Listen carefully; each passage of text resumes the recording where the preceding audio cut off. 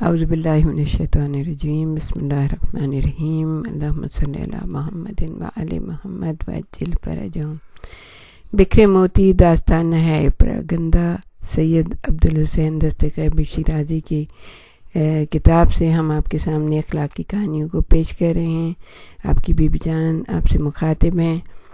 شاہی محل اور ایاز کا پھٹا پرانا لباس۔ وہ لکھتے ہیں سلطان محمود غزنوی اپنے غلام ایاز سے خاص انس رکھتا تھا اور اسے دوسرے درباریوں کی نسبت زیادہ اہمیت دیتا تھا۔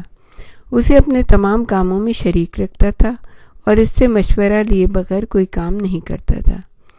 عموماً یہی ہوتا ہے کہ سب لوگ دوسرے سے جلنے لگتے ہیں، تو بادشاہ کے سلوک کو دیکھ کر درباری بہت جلتے تھے کہ یہ معمولی سا غلام بادشاہ کا اتنا مقرب کیوں ہے۔ یہی وجہ تھی کہ ایک مرتبہ انہوں نے بادشاہ سے کہا، ایاز آپ کے ہیرے جواہرات کو چرا چرا کر ایک جگہ چھپا رہا ہے اور اس کے لیے اس نے ایک کمرہ مخصوص کر لیا ہے۔ اس کمرے کے دروازے پر ہمیشہ تالا پڑا رہتا ہے اور کوئی بھی شخص اس میں نہیں جا سکتا۔ ایاز تنہا چند روز کے بعد اس میں جاتا ہے اور چرائے ہوئے قیمتی جواہرات وہاں چھپا کر باہر نکل آتا ہے اور پھر کمرے کو مقفل کر دیتا ہے، یعنی لاک کر دیتا ہے۔ در حقیقت اس طرح وہ آپ کا سارا خزانہ خالی کر دینا چاہتا ہے۔ بادشاہ کو اپنی درباریوں کی بات پر یقین نہیں آیا، لیکن پھر بھی ان کو مطمئن کرنے کے لیے اس نے حکم دیا کہ سب کے سب جائیں اور مل کر کمرے کے اندر داخل ہو جائیں، دروازہ توڑ دیں اور اس میں جو کچھ بھی ہے وہ لے آئیں۔ درباری جب اس کمرے میں پہنچے تو وہاں انہوں نے سوائے ایک چرواہے کے پھٹے پرانے لباس اور ایک ایسا جوتا جسے جھاڑیاں کاٹنے والے پہنتے ہیں کچھ اور نہیں دیکھا۔ جب پھر زمین کھودنے والے مزدور بلائے گئے، انہوں نے کمرے کی زمین کافی حد تک کھود ڈالی، لیکن اس سے بھی کچھ حاصل نہ ہوا۔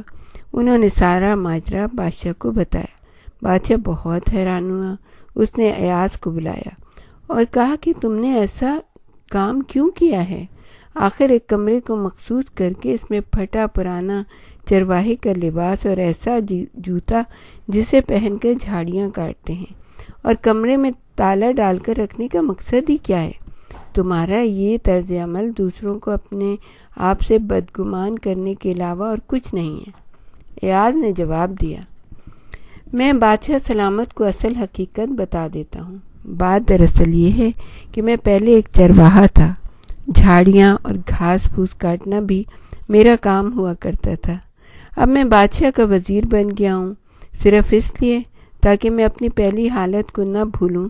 میں نے اس زمانے کا لباس اور جوتا محفوظ کمرے میں محفوظ کر رکھا ہے۔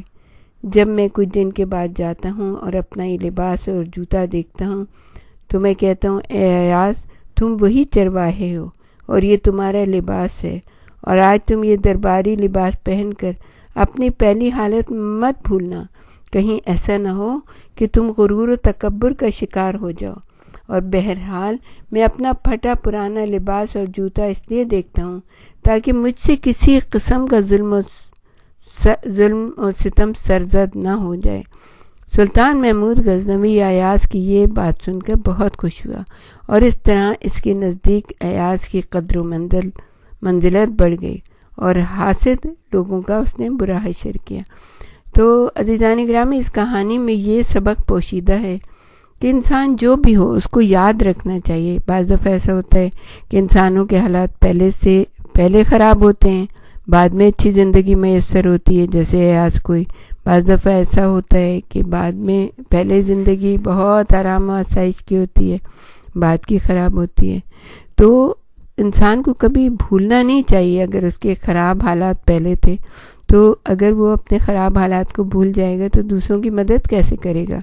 جب اس کو وہ یاد رہتا ہے، وہ کمی، وہ خوراک کی کمی، وہ پیسے کا کم ہونا، وہ بری حالت، تو انسان اگر اس کو یاد رکھتا ہے تو جب اس کے حالات صحیح ہوتے ہیں تو اپنے جیسے بندگان خدا کی مدد کرتا ہے، کیونکہ دل میں اس کے رحم آ جاتا ہے اور بعض لوگ ایسے بھی ہوتے ہیں مگر جو بھول جاتے ہیں اپنی پرانی حالت کو، جب پروردگار عالم انہیں نعمتوں پہ نعمتیں دیتا رہتا ہے تو وہ کہتے ہیں یہ ہمارا حق تھا، ہم نے بڑی محنت سے کمایا، اب کسی کو ایک پیسہ بھی نہیں دینا ہمیں۔